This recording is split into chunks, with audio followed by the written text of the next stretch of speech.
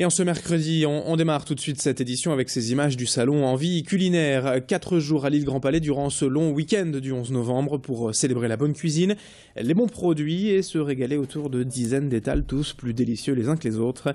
La région était bien évidemment mise en avant, mais toute la gastronomie française était à l'honneur. Et pour mettre en scène justement cette cuisine, le salon avait invité durant ces 4 jours une quinzaine de grands chefs du Nord pour quelques savoureuses démonstrations. Parmi eux, sur ces images, le médiatique jeune chef des Flandres, Florent Ladenne, est venu faire sa célèbre recette de frites au maroilles. Quelques heureux participants ont donc pu cuisiner avec lui en récupérant au passage quelques précieux conseils du chef. Écoutez justement ces cuisiniers amateurs, les participants de cet atelier, rencontrés lundi à l'île Grand Palais par Macha Grunessen. C'est quelqu'un de très cool, très abornable. Donc non, je ne suis pas impressionnée, non, au contraire, je trouve ça c'est sympa. Non. Ça fait plaisir, Florent est connu, j'ai déjà mangé chez lui une fois et je me suis régalée, j'ai déjà goûté ce plat en plus, donc je suis contente de le réaliser avec lui. Je voulais avoir un petit peu l'idée de comment il s'en sortait, sa pédagogie, et puis avoir des petites idées, voilà, des petites choses, des petits trucs, voilà. Là, je trouve que c'est un petit peu simple, je m'attendais à une cuisine un petit peu plus élaborée, mais bon, ça va le faire quand même. Autre actualité aujourd'hui, à moins de 10 jours désormais de l'événement sportif de la fin d'année dans la région, la finale de la Coupe Davis à Lille, bien sûr, les 21, 22 et 23 novembre. Nous sommes allés prendre la température dans un club à l'US Tourcoing, directement auprès de licenciés. Plus que jamais attendent avec impatience cet événement. Tous ou presque ont essayé de prendre des billets pour les matchs, mais malgré les 81 000 places disponibles au stade Pierre-Mauroy, il y a eu également beaucoup de déçus, preuve de l'engouement du public nordiste pour cette finale. Ici comme ailleurs, on espère donc capitaliser sur cet événement pour recruter de nouveaux licenciés, en particulier des jeunes. En tout cas, à quelques jours de l'arrivée des joueurs dans la région, les Français et les Suisses, on ne parle déjà plus que de cela, sur les cours de l'US Tourcoing où s'est rendu pour nous Louis Caillé. On écoute justement quelques-uns de ces joueurs de tennis de l'US Tourcoing. Je compte le suivre quand même assidûment devant la télé jusqu'à ce que ça devienne, jusqu'à ce qu'il n'y ait plus d'enjeu forcément. Mais oui, je compte le suivre si j'ai le temps, sauf quand je donne les cours de tennis, bien sûr. C'est plutôt l'événement du vendredi après-midi qui va me captiver. L'événement du double m'intéressera moins. Et le dimanche, si l'enjeu est toujours là, évidemment, je serai toujours derrière mon écran. Déjà, je vais le suivre, ça c'est sûr. Mais par contre, pour y aller, il y a plus beaucoup de place. Enfin, on n'a pas trouvé assez de place, donc elles sont parties vite apparemment. Vendredi, c'est là où normalement tout joue, donc forcément... je serais plus intéressé par le vendredi.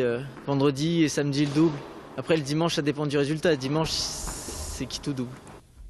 Allez, pour rappel, la finale de la Coupe Davis de tennis, c'est du vendredi 21 au dimanche 23 novembre au stade Pierre-Mauroy. En amont, bien sûr, nous suivrons la préparation de l'événement sur Grande Lille TV dès la semaine prochaine d'ailleurs, avec l'arrivée des équipes françaises et suisses dans la région et les entraînements prévenus à la Ligue des Flandres de Marc-en-Barœul. Tout autre chose, à présent, le portrait du jour sur Grande Lille TV. Isabelle Blondel vient de créer un fashion truck, le premier du genre dans la région. Il y en existe déjà plusieurs en France, notamment à Paris. Et le concept, c'est plus ou moins le même modèle que les fameux food trucks, mais pour les vêtements. Elle gare régulièrement son truck de nana à Roncourt à Tourcoing et malgré un espace restreint dans ce camion réaménagé, il y a tout ce qu'il faut pour séduire les clientes. Alors forcément, faute de place, elle donne surtout ses coups de cœur, mais son idée c'est d'aller sur les parkings d'entreprise par exemple le midi ou aux abords des restaurants le soir, là où les femmes cherchent à se détendre. Elle privilégie pour l'instant les communes ou des lieux où il n'y a pas beaucoup de boutiques de mode pour satisfaire justement ses clientes. On écoute certaines d'entre elles au micro de Macha Grunessen. On peut pas dire que j'aille naturellement parce que déjà c'est rare d'en voir, mais après quand j'y vais c'est vrai que quand j'en vois c'est l'occasion de rencontrer de nouveaux créateurs, de voir de nouveaux concepts, etc. Je finis tard tous les soirs donc j'ai pas le temps et le week-end on a toujours 1 million de choses à faire donc c'est vrai que voilà, c'est bien parce que on peut faire un magasin tard le soir et voilà. Et puis n'importe où, c'est vrai que comme ça se déplace, c'est bien. Dans un grand magasin, il y a du monde, il y a de la foule. Là, on a le temps, on n'est pas stressé. Et la dame est très charmante. Et puis on termine ce journal avec cette exposition consacrée à Haïti et l'art haïtien jusqu'à demain, jusqu'à ce jeudi 13 novembre à la Halle au Sucre dans le Vieux-Lille. Des peintures, des livres et des sculptures d'artistes haïtiens au profit de la communauté haïtienne du Nord-Pas-de-Calais en train de reconstruire sur place une école détruite lors du séisme de 2010. Une école pouvant accueillir 400 élèves. Toutes ces sculptures et ces peintures sont en vente et tous les bénéfices iront donc au profit de la communauté et de ses enfants à Haïti. Fanny Bourdillon est allée sur place à la Halle au Sucre.